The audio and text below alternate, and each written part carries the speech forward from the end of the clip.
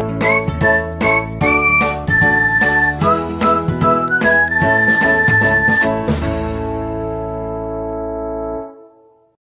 Everybody, welcome back to my channel Prateek sir online. आज मैं आपको गूगल क्रोम के खास एडवांस फीचर्स आपको सिखाने वाला हूँ, जो बहुत ही कम लोगों को पता है। क्रोम हम सब लोग यूज़ करते हैं, हम लैपटॉप में भी यूज़ करते हैं, मोबाइल में भी यूज़ करते हैं, मगर कुछ फैसिलिटीज़ आज मैं आपको ऐसी बताऊंगा जो आपको शायद पता नहीं होगी, जो काफ़ी इम्पोर्टेंट है। तो आज मैं कुछ tips and tricks plus settings जो है एडवांस फीचर्स गूगल क्रोम के बताने वाला हूँ, जो आपको ध्यान से अगर आप करेंगे तो बहुत अच्छे तरीके से क्रोम का आप यूज़ कर पाएंगे। तो जैसे कि आप यहाँ पे देख सकते हैं कि यहाँ पे एक क्रोम का नया फीचर्स लॉन्च हो चुका है कि जिसमें आपको आपकी अलग सी प्रोफाइल बना सकते हैं आप। जैसे कि यहाँ पे जितने ईमेल एड्रेस आपके हैं, सपोज अलग अलग ईमेल एड्रेस के साथ अगर आप काम करते हैं तो पहले क्या हुआ करता था कि आपको एक में से साइन आउट करना होता है, फिर दूसरे में साइन इन करना पड़ता है। बार बार आपको sign out sign in sign out sign in करना पड़ता था, मगर अभी ऐसा नहीं रहा। आप अलग अलग ईमेल एड्रेस की अलग अलग प्रोफाइल सेट कर सकते हैं। उसके बाद बेनिफिट हमको ये मिलेगा कि हर एक ईमेल एड्रेस, हर एक प्रोफाइल अलग सेपरेट विंडो में ओपन होगा और वो सेपरेटली हैंडल होगा। दोनों के बीच में क्लैश नहीं होगा, आपको साइन आउट करने की जरूरत नहीं रहेगी। तो यहाँ पे आप देख सकते हो कि मेरे 4 अलग अलग जो है वो प्रोफाइल बनी हुई है। अगर मुझे नया प्रोफाइल बनाना है तो मुझे यहाँ पे ऐड क्लिक करना है, जो सबको शायद पता नहीं होगा। ये डेस्कटॉप वर्जन पे है, मोबाइल वर्जन में आपको अवेलेबल नहीं रहेगा। आज मैं आपको मोबाइल से भी बताऊंगा कि किस तरह से क्रोम के फीचर्स का यूज करेंगे। सभी फीचर्स मिक्स नहीं होंगे, मतलब मैच नहीं होंगे। कुछ फीचर्स सिर्फ डेस्कटॉप के लिए और कुछ फीचर्स सिर्फ मोबाइल के लिए।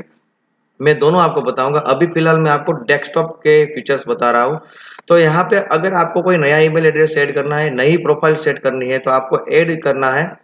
जहाँ पे आपको साइन इन में आपको जो है वो आपका ईमेल एड्रेस और पासवर्ड दोनों डाल देने होंगे उसके अंदर। वो आपको डालने के बाद आप उसका पूरा अलग से बैकग्राउंड कलर्स वगैरह सब कुछ सेट कर सकते हो, जो अलग ही प्रोफाइल में ओपन होगी। और जिसको आप अलग से मैनेज करोगे, आपको उसमें से साइन आउट होने की जरूरत नहीं रहेगी। तो ये बहुत ही अच्छा फीचर मैं अगर बोलूँ तो गूगल क्रोम ने लॉन्च किया है। यहाँ पे गूगल ने, मैं यहाँ पे सभी के सभी प्रोफाइल्स को इंडिविजुअली हैंडल कर सकता हूँ। जहाँ पे जो काम रुका हुआ है वहीं से मैं आगे भी कंटिन्यू कर सकता हूँ। तो अभी फिलहाल मैं मेरा एक यहाँ पे प्रोफाइल ले रहा हूँ, जिसको मैं ओपन करूंगा तो सेपरेट विंडो में ओपन हो गया, आप यहाँ पे देख सकते हो। तो यहाँ पे अलग अलग टैब मैंने यहाँ पे ओपन किए हुए हैं। ठीक है, तो इसी तरह से हर एक जो है वो ओपन होगा। यहाँ पे एक नया टैब ले रहा हूँ, हर एक प्रोफाइल अलग अलग आपको ओपन की हुई मिलेगी। एक और चीज यहाँ पे आपको मैं बताऊंगा कि यहाँ पे अगर आप देखो, अभी मैं उसके सेटिंग्स आपको बताने जा रहा हूँ। अभी मैं आपको बताऊंगा उसके सेटिंग्स। तो ये पे अपर राइट कॉर्नर में जो 3 डॉट्स आते हैं, वर्टिकल 3 डॉट, उसके ऊपर क्लिक करने पर मैं आपको दूसरा फीचर बता रहा हूँ। एक फीचर जो मैंने आपको बता दिया प्रोफाइल का, दूसरा फीचर जो है वो खास काफी लोगों को नहीं पता है। ठीक है, इनकॉग्निटो विंडो। इनकॉग्निटो विंडो बहुत ही इंपॉर्टेंट है। जैसे कि मैं यहाँ पे ओपन कर रहा हूँ न्यू इनकॉग्निटो विंडो, आपको मोबाइल में भी वो मिलेगा। इनकॉग्निटो विंडो ये ऐसा वर्जन है क्रोम का जो हिडन रहता है। अगर आप इनकॉग्निटो वर्जन में कुछ भी ओपन करोगे गूगल क्रोम के अंदर, तो उसकी हिस्ट्री कुछ रहेगी नहीं, वो सेव नहीं होगा। अगर आप मान लो कि कोई ईमेल भी आपने ओपन कर लिया है, साइन इन किया, साइन आउट करना भूल गए, तो भी जिस पीसी के अंदर आप वर्क कर रहे हो या तो जिस मोबाइल के अंदर आप वर्क कर रहे हो, आपका कोई भी डेटा वहां पे सेव नहीं होगा। तो अगर आप कोई दूसरे के मोबाइल में या तो दूसरे के पीसी में काम कर रहे हैं, तो ये मेरा सजेशन है कि इनकॉग्निटो में ही आप काम करिए। जिससे फायदा ये होगा कि अगर आप भूल गए, मान लो कि आपने अपना ईमेल एड्रेस ओपन किया या तो व्हाट्सएप वेब ओपन किया, ऐसा काम आपने किया और आप साइन आउट करना भूल गए, तो दूसरा यूजर आके आपका पीसी का आपका पूरा वर्क देख पाएगा। मगर अगर ऐसा ना करना हो तो इनकॉग्निटो के अंदर काम कीजिए। तो उसके बाद जैसे ही आप इनकॉग्निटो बंद करके जाओगे तो आपका कोई भी डेटा सेव किया हुआ नहीं रहेगा। कोई भी दूसरा यूजर आपने क्या काम किया वो नहीं देख पाएगा। इवन आपकी हिस्ट्री, यानी कि आपने जो जो वेबसाइट की वो हिस्ट्री भी सेव नहीं होगी। तो मेरे हिसाब से अगर देखा जाए तो जब भी आप कोई दूसरे का मोबाइल या दूसरे का पीसी यूज करते हो तो इनकॉग्निटो में ही वर्क करना चाहिए, जिससे हमारा डेटा सेफ रहे। अगर हमारे गलती से कुछ अकाउंट ओपन भी रह गया तो भी कोई दूसरा उसको ओपन नहीं कर पाएगा या तो देख नहीं पाएगा। जो सबसे बड़ा अच्छा फीचर है सिक्योरिटी एस्पेक्ट के पॉइंट व्यू पे से देखे तो। एक सबसे बड़ा फीचर जो मैंने गूगल क्रोम का आपको दिखाया, जो बहुत अच्छा लगा मुझे, जो profile sign out sign in का झंझट से हम बच गए। दूसरा ये इनकॉग्निटो, ये सबसे ज़्यादा दो बड़े फीचर्स हैं।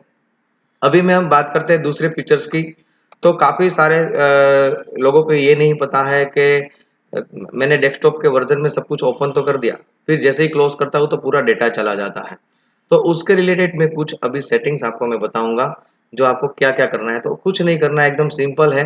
तो ये 3 डॉट पे अपर राइट कॉर्नर पे जो 3 डॉट पे जो है, उसके ऊपर आप क्लिक कीजिए, सेटिंग्स में जाइए। यहाँ पे आपको हर एक सेटिंग्स मिल जाएगा। लोगों को ये पता ही नहीं होता है कि अंदर कितने सारे सेटिंग्स इसमें दिए हुए हैं। जैसे कि यहाँ पे ऑटो फिल, आप क्या चीज़ ऑटोमेटिक फिल करवाना चाहते हो, कि पासवर्ड है तो पासवर्ड आप सेव करवा सकते हो। देखो, offer to save the password, यानी कि आपने कोई ईमेल एड्रेस और पासवर्ड डाल दिया, आपका खुद का पर्सनल पीसी है, तो आप ये ऑप्शन चूज कर सकते हो, जिसमें पासवर्ड ऑटोमेटिक सेव हो जाएगा। नेक्स्ट टाइम से आपको पासवर्ड याद रखने की जरूरत नहीं रहेगी। तो ये पासवर्ड के रिलेटेड इश्यूज है, वो आपको यहाँ पे प्रॉब्लम सोल्व हो जाएंगे। ऑटो फिल में आपको सब मिलेगा। एड्रेस मोर, यानी कि आप कुछ भी लिखोगे ऑटोमेटिक एड्रेस टाइप किया हुआ आ जाएगा। तो ऑटो फिल का मतलब ये हुआ कि आपको फिल करके देगा, आपको फिल करना नहीं पड़ेगा। एड्रेस में जाकर आप एड्रेस की डिटेल्स दे दीजिए, यहाँ पे मैं ऐड करूंगा तो पूरी एड्रेस की डिटेल्स आप फिल कर सकते हैं यहाँ पे। और जो फिल करके रखेंगे वो हर जगह पे वो एड्रेस बाय डिफॉल्ट पहले से ही फिल किया हुआ आएगा, आपको लिखने की जरूरत नहीं रहेगी। तो काफी अच्छा फीचर्स। उसके बाद अगर हम यहाँ पे देखें नीचे, privacy and security. Privacy and security जो काफी अच्छा है सेटिंग्स है।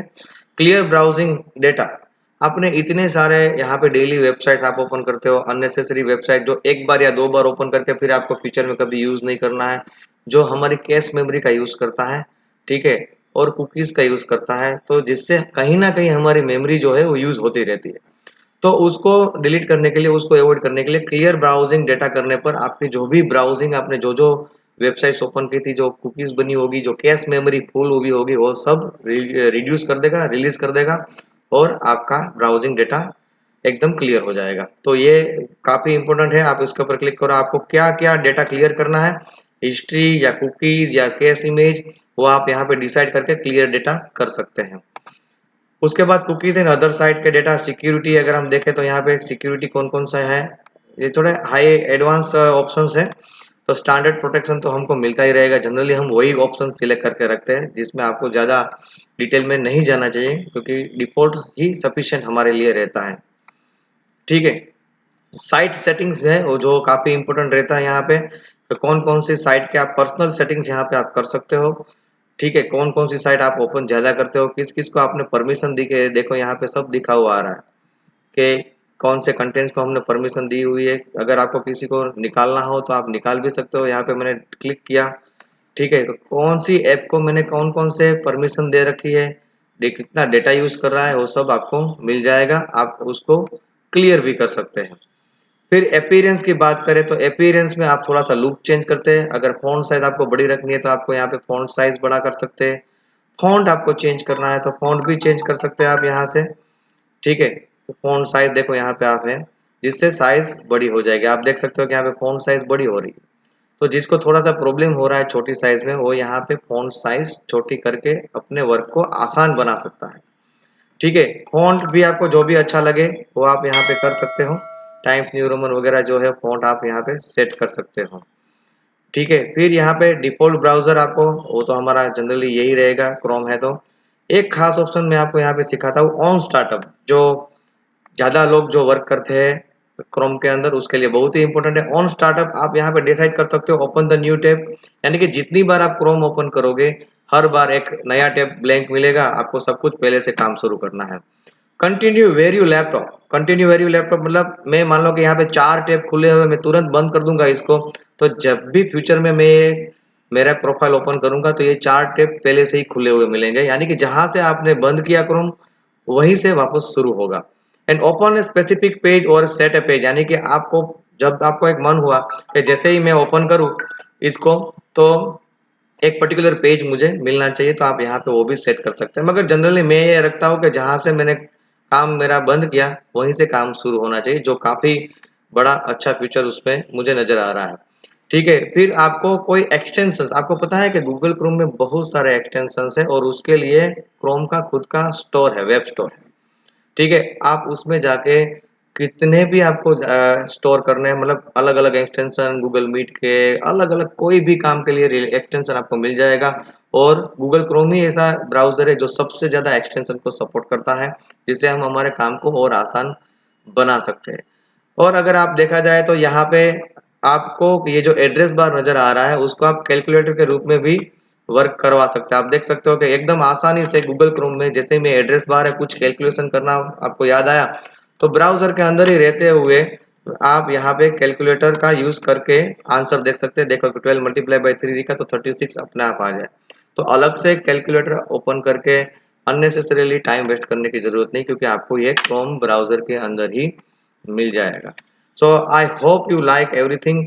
और अभी मैं आपको बताने जा रहा हूँ कि मोबाइल में इसका यूज़ कैसे करते हैं। थोड़ा सा ही चेंजेस है, मैं आपको जल्दी से बता दूंगा, जिससे आपको आइडिया आ जाए कि मोबाइल में किस तरह से उसका यूज़ हम करेंगे।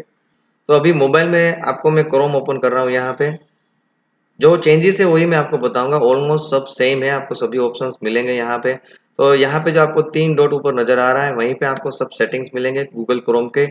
तो जैसे कि मैंने कहा था, इनकॉग्निटो टैब, हिस्ट्री, डाउनलोड्स के ऊपर क्लिक करने पर आपने जो जो डाउनलोड्स किया होगा वो मिलेगा। बुकमार्क्स आपको यहाँ पे मिलेगा। जो जो रिसेंटली आपने जो टैब ओपन किया है वो आपको यहाँ पे मिल जाएगा। डेस्कटॉप साइट, अभी इसका मतलब काफी लोगों को नहीं पता है। डेस्कटॉप साइट मतलब जो आप कंप्यूटर में क्रोम में कोई भी वेबसाइट ओपन करते हो, तो जो डेस्कटॉप में आपको पता है कि कुछ फीचर्स जो है वो डेस्कटॉप के लिए ही है।